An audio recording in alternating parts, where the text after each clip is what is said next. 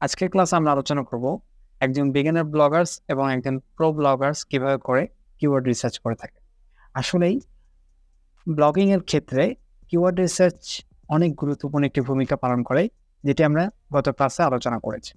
এবং এই ক্লাসে আমরা আলোচনা করব একজন বিগিনার ব্লগার্সের কোন কোন মিস্টেক্স থাকে যেগুলো সে করে এবং তার কারণে তার আর্টিকেলটি গুগলে সার্চ করলে র্যাঙ্কে আসে না বা তার আর্টিকেলটি ইন্ডেক্স হয় না।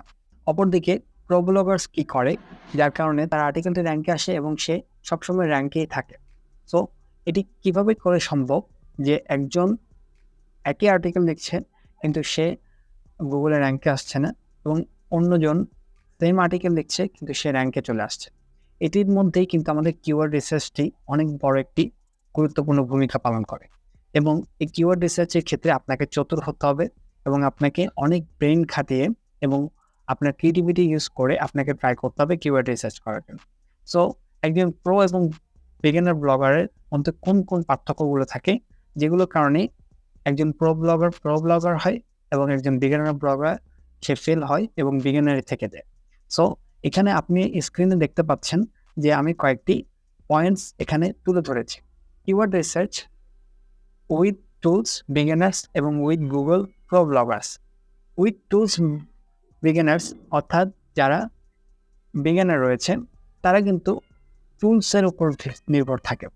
যেমন কিওয়ার্ড রিসার্চের যতগুলো টুলস রয়েছে, গুগল কিওয়ার্ড প্ল্যানার, স্যামরাশ, এহরাফস, এরকম যতগুলো কিওয়ার্ড টুল আছে, কিওয়ার্ড রিসার্চ টুল আছে, সেগুলোর উপর তারা ডিপেন্ডেন্ট থাকে এবং তার কারণেই তারা বিগিনার। এখন বলবেন এটা তো সবাই ইউজ করে বা সবাই রিকমেন্ড করে, কিন্তু আমি কেন রিকমেন্ড করছি না বা আমি কেন বলছি এটা বিগিনাররা করে, এটাও আমি আপনাদেরকে সামনেই বলছি। এবং এর পাশে দেখতে পাচ্ছেন প্রো ব্লগার্সরা গুগলের হেল্প নেয়, অর্থাৎ গুগলের মাধ্যমে তারা তাদের কিওয়ার্ড রিসার্চটা করে থাকে। এটার মধ্যেই হচ্ছে পার্থক্য একজন প্রো ব্লগার এবং একজন বিগিনার ব্লগারের মধ্যে। সো নাম্বার ওয়ান যে পার্থক্যটি সেটা দেখতে পাচ্ছেন, একজন বিগিনাররা they show same data to everyone, অর্থাৎ যে বিগিনার ব্লগার রয়েছে সে টুলসে হেল্প নেয় এবং টুলস একটাই ডেটা বা একটাই রেজাল্ট সবাইকে শো করে। অর্থাৎ আপনিও যখন একটি কিওয়ার্ড দিকে সার্চ করছেন, সেই কিওয়ার্ডটি যখন আমি দিকে সার্চ করছি, আপনাকে যে রেজাল্ট শো করেছে আমাকে সেম সেই রেজাল্টে শো করে। এবং অপরদিকে you can find unique and untouched keywords, অর্থাৎ গুগল কিন্তু প্রতিনিয়তই ইউনিক কিওয়ার্ড দেয় এবং আনটাচেড কিওয়ার্ড অর্থাৎ এমন এমন কিওয়ার্ড দেয় যেগুলো টুলসের কাছে অ্যাভেলেবেলই থাকে না। এবং গুগল কিন্তু এক এক সময় যে কিওয়ার্ডের যে র্যাঙ্কিং বা যেই সার্চ ভলিউম রয়েছে সেটি শো করে। এবং নাম্বার টু যে ডিফারেন্স রয়েছে সেটা হচ্ছে দেয়ার ডাটা ইজ নট কারেক্ট, অর্থাৎ টুলসের উপর যদি আপনি ডিপেন্ডেন্ট থাকেন এবং টুলস যদি আপনি ইউজ করে থাকেন, তাহলে আপনাকে এই জিনিসটা মাথার মধ্যে গেঁথে ফেলতে হবে যে টুলস কিন্তু কখনোই কারেক্ট হয় না। এটি আমি কেন বলছি? টুলস গুগল থেকে ডাটা কালেক্ট করে এবং ডেটা কালেক্ট করে সেটি তার মতো করে কাস্টমাইজ করে বা তার মতো করে ফিল্টার করে সে মানুষকে শো করে। সো অনেক সময় তাদের কাছে কিন্তু যে ডাটাটা থাকে বা যেই ইনফরমেশনটা থাকে বা যে কিওয়ার্ডগুলো থাকে এবং তারা যে কেডি অর্থাৎ কিওয়ার্ড ডিফিকাল্টি বা সার্চ ভলিউম শো করে, এগুলো কিন্তু অনেক সময় কারেক্ট হয় না। যার কারণে তাদের কিওয়ার্ড যদি আপনি ইউজ করেন বা তাদের উপর ডিপেন্ড থেকে যদি কিওয়ার্ড ইউজ করেন, কিওয়ার্ড রিসার্চ করেন, তাহলে কিন্তু আপনি কিন্তু এতটা সাকসেস পাবেন না। এবং অপরদিকে প্রো ব্লগাররা যেটা করে, দেয়ার ডেটা ইজ অলওয়েজ কারেক্ট। তারা গুগল থেকে সার্চ করে এবং গুগলের ডাটা সবসময় কারেক্ট হয়। এবং গুগল থেকে আপনি যখন কিওয়ার্ড কারেক্ট করবেন তখন আপনি কিন্তু একদম কারেক্ট কিওয়ার্ডগুলো পেয়ে যাবেন এবং কারেক্ট সার্চ ভলিউম আপনি পেয়ে যাবেন। এবং যেটি সার্চ ভলিউম আপনি দেখবেন গুগলের কাছে, সেই সার্চ ভলিউমেই আপনি ট্রাফিক পেতে পারেন আপনার ওয়েবসাইটে বা আপনার আর্টিকেল। এবং নাম্বার থ্রি যে ডিফারেন্ট সেটি হচ্ছে দে হ্যাভ লিমিটেড ডেটা। একটি জিনিস মনে রাখবেন, যতগুলো টুলস রয়েছে তাদের ডেটা কালেক্ট করার বা ডেটা স্টোরেজ করার একটি সীমা রয়েছে বা তাদের একটি স্টোরেজ করার একটি ক্ষমতা রয়েছে।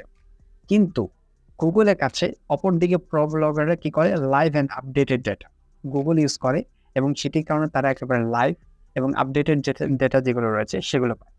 সো এদিকে আমরা বুঝতে পারলাম যে টুলসের উপর যদি আমি ডিপেন্ড থাকি তাহলে আমি আপডেটেড ডেটাগুলো পাবো না এবং আমি লিমিটেড ডেটা পাবো।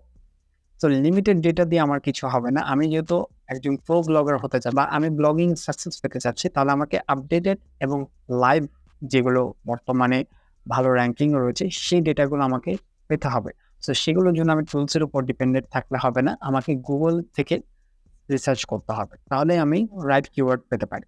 এবং নাম্বার 4, সেটি সেম, নো আপডেটেড ডেটা এবং গুগলের কাছে আনলিমিটেড নাম্বারস অফ কিওয়ার্ড আছে। আপনি দেখতে পারেন যে যতগুলো টুলস রয়েছে প্রতিটা টুলস কিন্তু আপডেটেড ডেটা অনেক সময় দেয় না। যখন একটি নতুন কিওয়ার্ড আসে, ধরুন এই সপ্তাহে একটি নতুন কিওয়ার্ড এসেছে এবং সেই কিওয়ার্ডটি কিন্তু সাথে সাথে কিন্তু তারা কিন্তু সেই কিওয়ার্ডটি কিন্তু শো করবে না। তারা সেই কিওয়ার্ডটি শো করবে না, তার কারণ তাদের কাছে সেই কিওয়ার্ডের ডেটা বা ইনফরমেশন আসতে আসতে কমপক্ষে 1 মাস বা 1 সপ্তাহ বা কোনো সময় 1.5 মাস সময়ও লেগে যায়। তো ততদিনে তো আপনি সেই যে অপরচুনিটি ছিল, কিওয়ার্ডটার মধ্যে কম্পিটিশন কম ছিল, আপনি র্যাঙ্কিং পেতে পারতেন, আপনি সেখানে র্যাঙ্ক হতে পারতেন বা সেই কিওয়ার্ডের উপর থেকে আপনি যদি কাজ করতেন তাহলে আপনি অনেকগুলো টপিক পেতে পারতেন। সেই সমস্ত বেনিফিট আপনি পেতে পারেন। সো এদিক থেকে বুঝতে পারছেন যে টুলসের উপর ডিপেন্ডেন্ট থাকলে আপনার জন্য কিওয়ার্ড রিসার্চ করাটা বা কিওয়ার্ড নিয়ে কাজ, টুলসের উপর ডিপেন্ডেন্ট থেকে যদি আপনি কিওয়ার্ড রিসার্চ করেন এবং সেই কিওয়ার্ডগুলো নিয়ে কাজ করেন, তাহলে আপনি সফলতা পেতে পারবেন না। যার কারণেই প্রো ব্লগিং করে, তারা তাদের গুগলও ইউজ করে, তারা তাদের ব্রেন ইউজ করে, ক্রিয়েটিভিটি ইউজ করে এবং তারা সবকিছুকে সমন্বয়ে রিসার্চ করে তারা কিওয়ার্ড ফাইন্ড আউট করে এবং সেই কিওয়ার্ডের উপর তারা কাজ করে এবং আলটিমেটলি তারা সাকসেস হয়।